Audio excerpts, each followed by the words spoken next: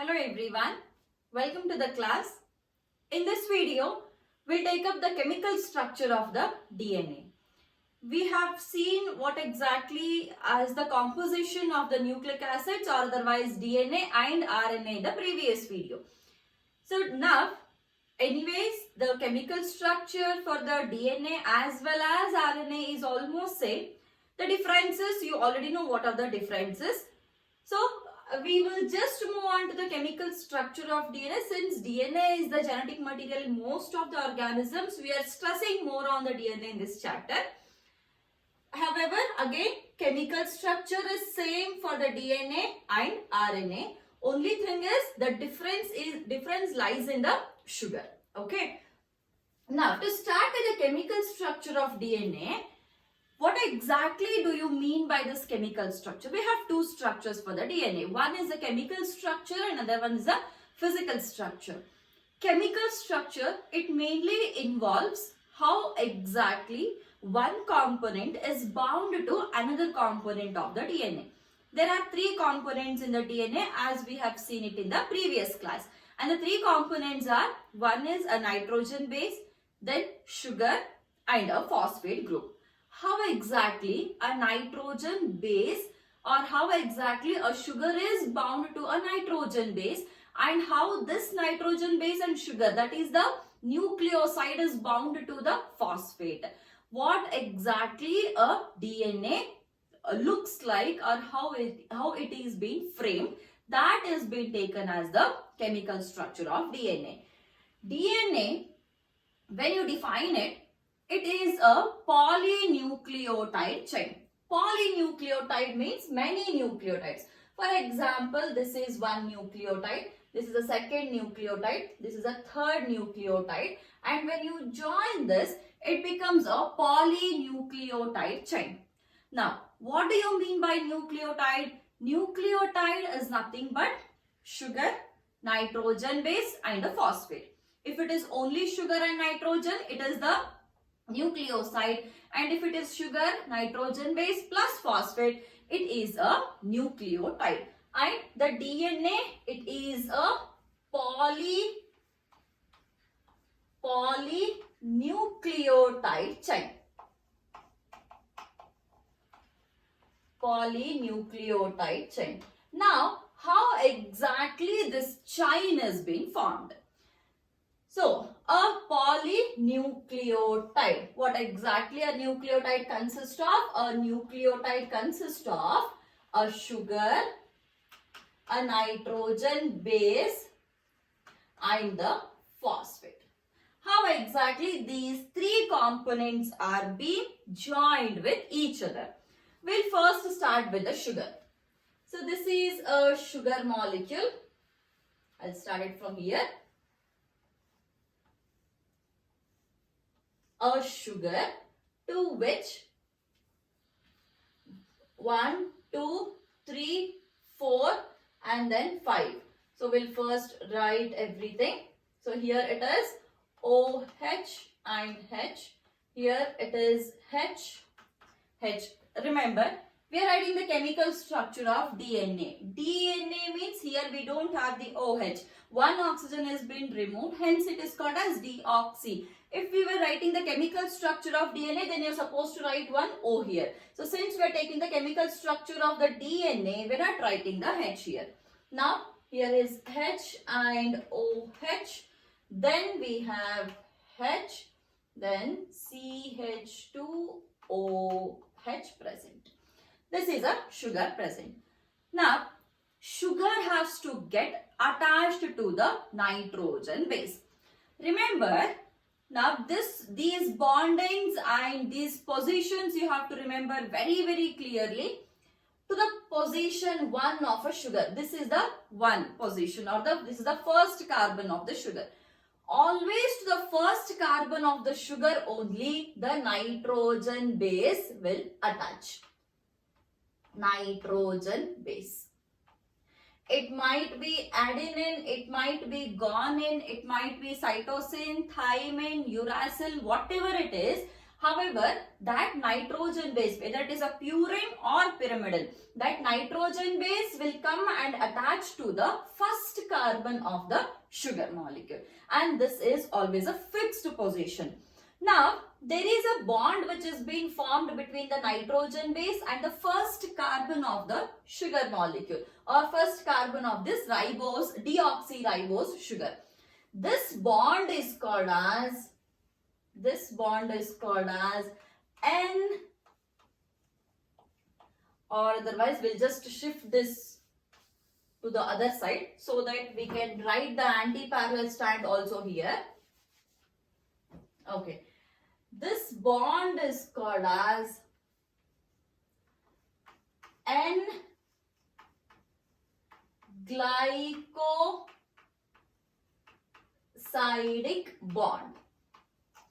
N-glycosidic bond. The first important bond which you are supposed to remember. This is the first very, very important bond, guys. Now, and remember to which position it is attaching. Now, the glycosidic bond is formed between a nitrogen base and the first carbon. Remember, first carbon of the deoxyribose sugar. Now, a deoxyribose sugar, or a sugar plus a nitrogen base, it has formed a nucleoside. But the DNA is a polynucleotide chain. So what is a nucleotide now? Nucleotide means we have to add a phosphate now, isn't it? Where is the phosphate getting added? A phosphate is always getting added to this third position, third carbon. Here we have a OH group, isn't it? Now to this OH group a phosphate is being added. Now this phosphate, when it is added, it is now a nucleotide. This is a single nucleotide. What we have written here is a single nucleotide. I mean, this is one nucleotide, this is one nucleotide, this is one nucleotide, this is one nucleotide. So here we have written a sugar, nitrogen base and a phosphate, which is one nucleotide. How exactly the second nucleotide is being attached to the first nucleotide to form a nucleotide chain? Now we'll see that. This is the first nucleotide. We'll come on to the second sugar. This is the second sugar. And here we have all the positions are same here. We have a OH and then H and H. Again OH is present here. Then this is CH2OH present. To the first position, okay, to the first position a nitrogen base is being attached. Here is a nitrogen base attached. Now this is the nitrogen base and the sugar, which is a nucleoside. This has to become a nucleotide. Now the fifth position here, 1, 2, 3, 4 and 5. The fifth position of this nucleoside attaches to this phosphate. It means that here there is a third position, here there is a fifth position. The third position of the first nucleotide is linked to the fifth position of the next nucleotide by this phosphate. So this phosphate is forming one more bond here. I am repeating it again. The third position of the first nucleotide and the fifth position of the next nucleotide are linked by a bond which is formed by the phosphate, and that bond is called as phosphodiester bond. That bond is called as phosphodiester bond.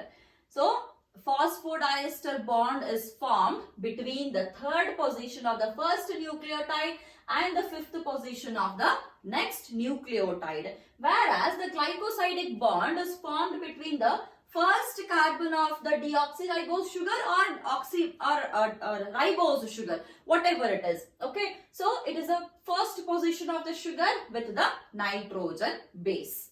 So we have two nucleotides now. first nucleotide and the second nucleotide. Now we shall write the third nucleotide also. We'll just show the 3 nucleotides. Now, again we have a sugar present here. A sugar molecule. First, second, third, fourth and fifth. I'm not writing the positions now. So again, this is a third one. Here, there is a phosphodiester bond linkage. And now there is one phosphate which is attached to this third position. However, when you write the next nucleotide, this goes and joins with the fifth position of the next ribose or deoxyribose sugar. So we again here there is one more nitrogen base present. So now we have written 3 nucleotides, or we can simply say it is a polynucleotide chain, and everywhere it is phosphodiester bond and this is N-glycosidic bonds. The 2 important bonds which everyone has to remember compulsorily. Okay. Now this is one strand of DNA. If you have, since you have already studied this in your previous sections or previous classes, a DNA is a double-stranded structure, or otherwise you might have studied it this way, isn't it? So it is a double-stranded structure.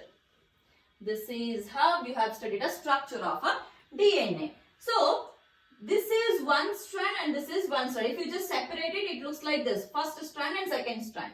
The one which we have written here, this is only a single strand. Now we shall write the second strand. And remember, 2 strands of DNA are always anti-parallel to each other. Anti-parallel means if this is running, this is the first strand and this is the second strand. If the first strand is running like this, then the second strand will be running like this. It means one is going this way and the other one is coming this way. So this is called as an anti-parallel. If you take it this way, it is called as parallel only. So when you have 2 strands in the opposite direction, we call it as the anti-parallel strand. And the DNA is always anti-parallel in nature. So now, if one strand is facing this way, if the sugars are this way, then in the opposite strand, the sugars are usually inverted. How exactly the inverted sugar looks like? See, now the inverted sugar is, we'll just take it from here. This is a first sugar now. Okay, so now this is the position number 1, 2, 3, 4, and here is the 5th one. So now the first one, it joins with the nitrogen base, N2 base here. The first position is joining with the nitrogen base, and here is a third position. The position number 1 or the first carbon is the position where the nitrogen base attaches. Third one, this is the third one, right? Here is a third position. Third position is the one to which the phosphodiester bond attaches. Here is the phosphodiester bond, and the 5th position, we have the 5th position here where we have the CH2OH. I had told this in the previous class that these OH are very, very important. Here also in the 3rd position we have a OH present. These OH, if one component has to link to the another component in the DNA, then definitely we require the OH group, OHC. Here also there is one OH, here also there is one OH. So if one component has to link to the other component, then we require compulsorily OH present. So now here we have one OH, right? So this is the first nucleotide formed, N2, and here we have, this is a nitrogen base, this is a sugar, and this is a phosphate, the first nucleotide. Now, if you see the DNA, here there are the nitrogen bases present. I'll just write this apart. This is one strand and this is one strand. This is how the nitrogen bases are attached, isn't it? Now, remember, adenine will always attach to the thymine on the opposite strand, and guanine will always attach with the cytosine on the opposite strand. If on one strand, for example, if this is first strand and here if there is adenine present, then opposite strand the adenine will only bind to the thymine. It will not bind to the guanine or cytosine. If it is adenine here, then it will only bind to the thymine present. So let's take this as the adenine. Then this definitely should be thymine only. And adenine and thymine will always bind with the help of two hydrogen bonds present. Okay. These are the two hydrogen bonds now. So we got 3 bonds now. One is an N-glycosidic bond, one is phosphodiester bond, and this is hydrogen bonds. Okay, so adenine and thymine. This is the first nucleotide. Let's now move on to the second nucleotide. So second nucleotide, we have the next sugar molecule here. So this is the next sugar molecule. I'll just write it here. I'm just drawing small sugar molecules. This is the first position which is attaching to the nitrogen base, and this is a third position, and this is a, and now see, third, and here is a fifth position. So third position of the first nucleotide is attaching to the fifth position of the next nucleotide. The same thing what we have drawn here, we are drawing the same here also. The third position of the first nucleotide is attaching to the fifth position of the next nucleotide. And here again we have a phosphate present. Now we had taken an example of adenine thymine here. Let's take an example of guanine and cytosine here. If guanine and cytosine are present, then they attach with the help of 3 hydrogen bonds.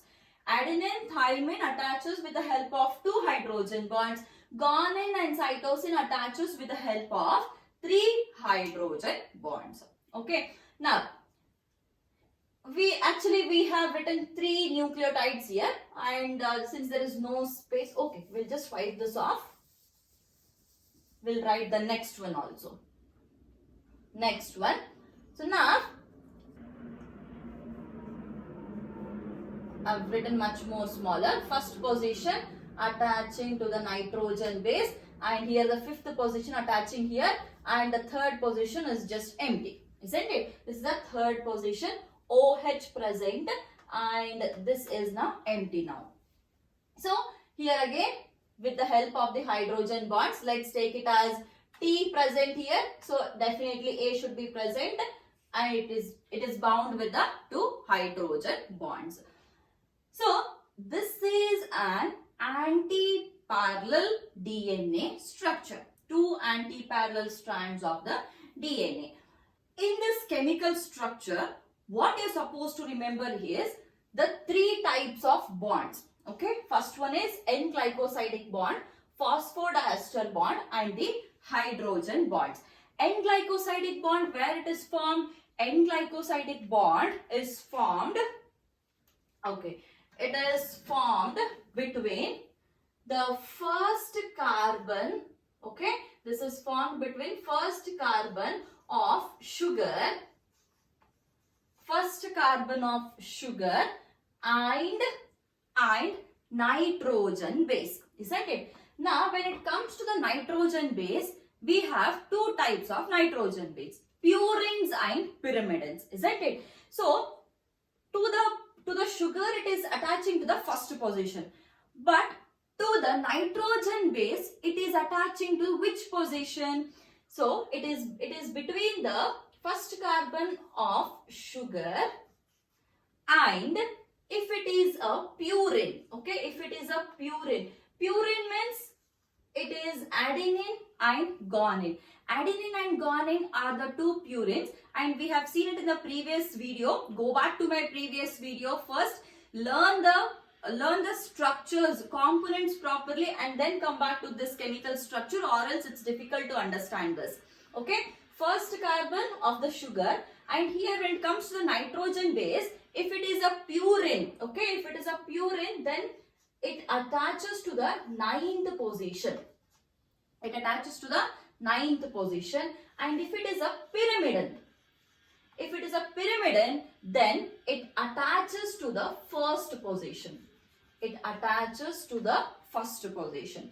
So let me repeat it again here. N-glycosidic bond. It is formed between the 1st carbon of the sugar and between the nitrogen base. Which position of the nitrogen base? If it is a purine, it attaches to the 9th position of the nitrogen base.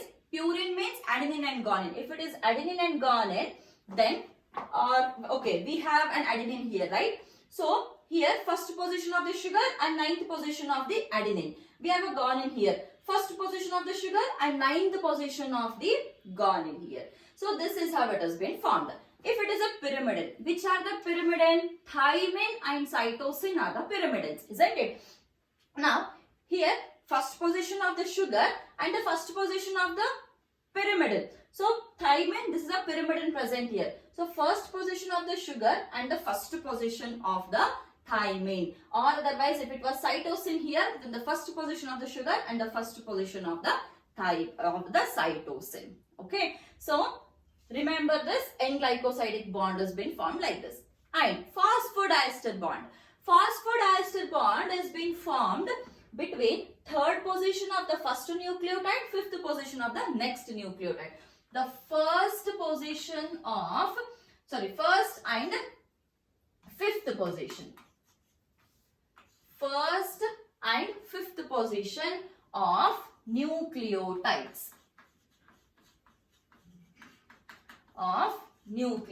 First and 5th position. So 3rd position. I'm very sorry.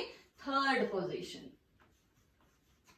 3rd position of the 1st nucleotide and 5th position of the 2nd nucleotide. The phosphodiester bond is being formed. Then coming to the hydrogen bonds. How are the hydrogen bonds formed? We know here we have adenine and thymine, guanine, cytosine. Adenine always binds with the thymine with 2 hydrogen bonds, and guanine always binds with the cytosine with the 3 hydrogen bonds. Now, where are these bondings formed? Here are the bondings formed. So, here adenine has to bind with the thymine. Adenine has to bind with the thymine. Similarly, guanine has to bind with the cytosine, isn't it? So, guanine which position of the guanine binds to which position of the cytosine? Which position of the adenine binds with which position of the thymine? This is also again very, very important. Adenine, this binds to the thymine at position between position 1 and 6. 1 and 6th. So, 1st and 6th positions will attach here. So, 1st position of adenine and 1st position of thymine. 1st position of the 6th position of the adenine and 6th position of the thymine. And here it is 1. Okay, let me write it here. 1, 6 and 2. 1, 6 and 2. These are the positions.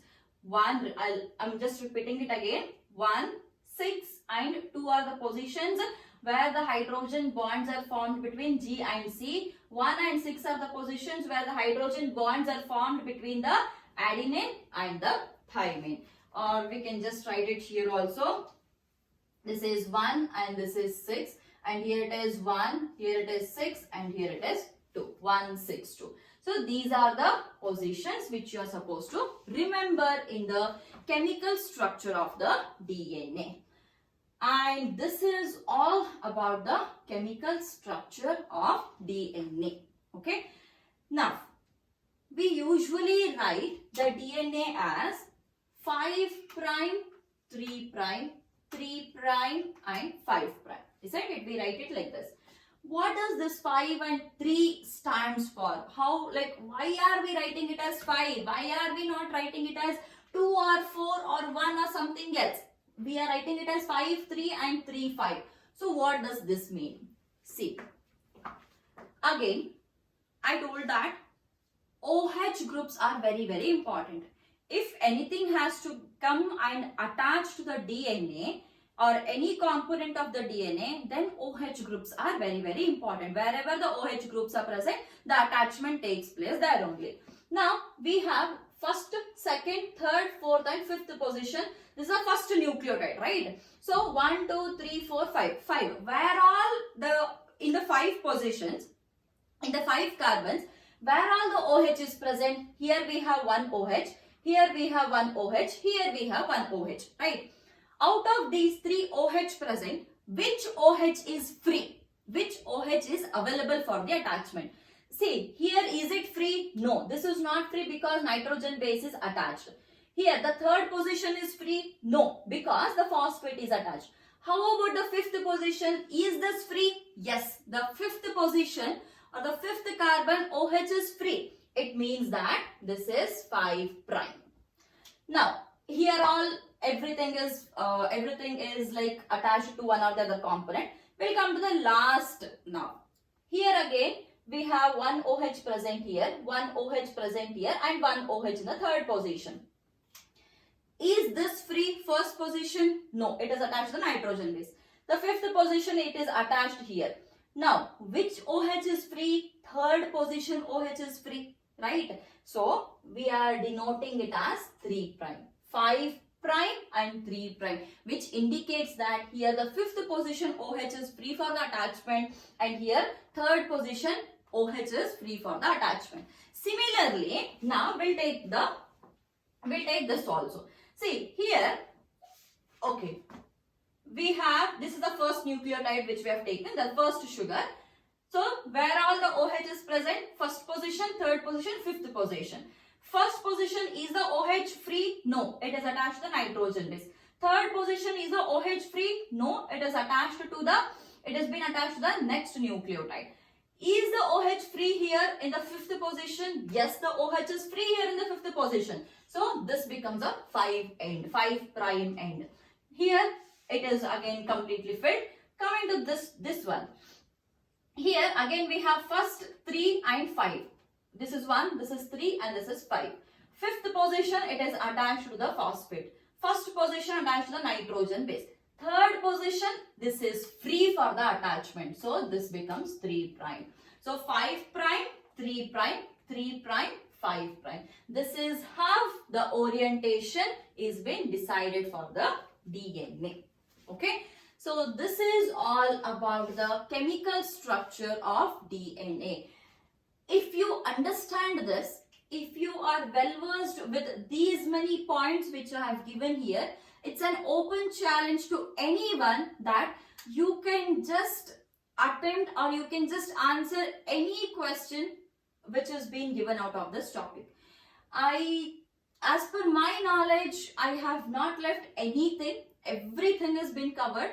Even I have included a few points from the previously asked questions also. So nothing has been left out in this topic. If you just go through this topic properly and make your notes, that's very, very important, guys.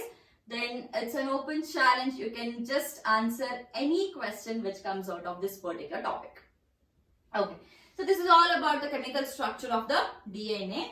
Now, in the next class, in the next topic, we'll take up the physical structure of the DNA or double helix model of the DNA, which is again a very important 5 marks question. However, before watching this video, just go back to the previous video and see the components and just go through the components of the DNA. There I've explained the structures, all these sugar structures, nitrogen base structures, everything I've explained in the previous video. The link will be given in the description box below.